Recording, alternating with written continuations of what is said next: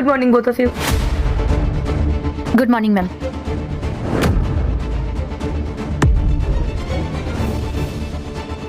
বেশ অ্যাটিটিউড তো তোমার। তুমি এই কোম্পানিতে ইন্টারভিউ দিতে এসেছো, ইন্টারভিউয়ার তোমার সামনে দাঁড়িয়ে আছে, আর তুমি একবারও উঠে দাঁড়িয়ে তাকে গুড মর্নিং উইশ পর্যন্ত করছো না। সমস্যা কি তোমার? আমি তো এটাই ভাবছি, যদি তোমার ভুল করে এই কোম্পানিতে সিলেকশন হয়ে যায়, তাহলে তুমি পরিশ্রম করবে কি করে? সরি ম্যাম, আর কোনোদিনও হবে না। না, থাক, ফর্মালিটির কোনো প্রয়োজন নেই। আমি এটা তোমার ভালোর জন্য আর তোমার কেরিয়ারের জন্যই বললাম। কারণ তুমি যদি কোথাও গিয়ে গ্রিট করতেই না পারো, তাহলে তোমার ইমপ্রেশনে কি হবে? যদিও তুমি আমাকে গুড মর্নিং উইশ করলে কি না করলে, তাতে আমার কিছুই যায় আসে না। It's your life and your choice. Madam, এইসব এখন বাদ দিন। কিছু মানুষ তো এরকম ম্যানারলেসই হয়। একদম ঠিক বলেছো। ঠিক আছে, এবার বসো। Thank you ma'am. তাহলে এবার ইন্টারভিউ শুরু করা যাক। তোমাদের সিভিগুলো দাও। এই নিন আমার সিভি।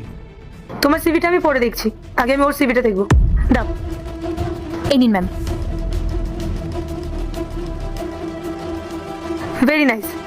মিস পূজা, তোমার কোয়ালিফিকেশন তো বেশ ভালো, কিন্তু একটা সমস্যা আছে। তোমার মার্কেটিং নিয়ে ভালো অভিজ্ঞতা থাকলেও সেলসের বিষয়ে তোমার কোনো অভিজ্ঞতা নেই। এবার এই পরিস্থিতিতে এখন সেলস ম্যানেজারের পোস্টে আমি তোমাকে কিভাবে হায়ার করি বলো তো? ম্যাডাম, আমার সেলসে এক্সপিরিয়েন্স না থাকলেও মার্কেটিংয়ে এক্সপিরিয়েন্স আছে। আমি আপনার কোম্পানিকে অনেক ভালো অফার এনে দিতে পারবো। আর সেলসের বিষয়টা না হয় আমি কাজ করতে করতে শিখে নেবো। আমার মনে হয় না কাজের ক্ষেত্রে জুনিয়র আর সিনিয়র হওয়াটা বড় ইস্যু। আর আমি যে কোনো পরিস্থিতি খুব ভালোভাবে ম্যানেজ করতে পারি। That's not a problem. Ma'am, আমার সেলসের বিষয়ে ভালো নলেজ আছে। আমি 3 বছর ধরে এই সেক্টরেই কাজ করছি। আমি কি তোমাকে কিছু জিজ্ঞেস করেছি?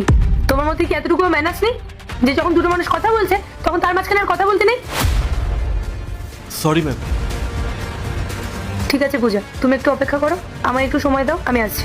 ম্যাম, আপনি এভাবে হুট করে সিদ্ধান্ত নিতে পারেন না। আপনি তো আমার ইন্টারভিউটাই নিলেন না। আমরা দুজনেই এখানে ইন্টারভিউ দিতে এসেছি। অন্তত আমার ফাইলটা একবার খুলে দেখুন। এক্সকিউজ মি, এটা আমার অফিস। আমার যা ইচ্ছা আমি তাই ডিসিশন নেব। তুমি বসো, আমি আসছি।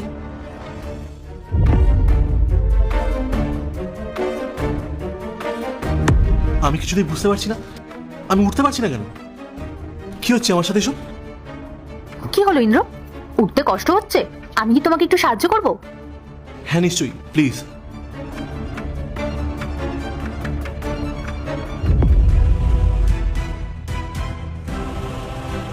মানে এসব তুমি করেছো?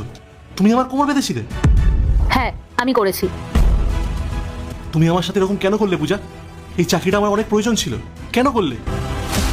ইন্দ্র, চাকরি পাওয়ার জন্য আজকাল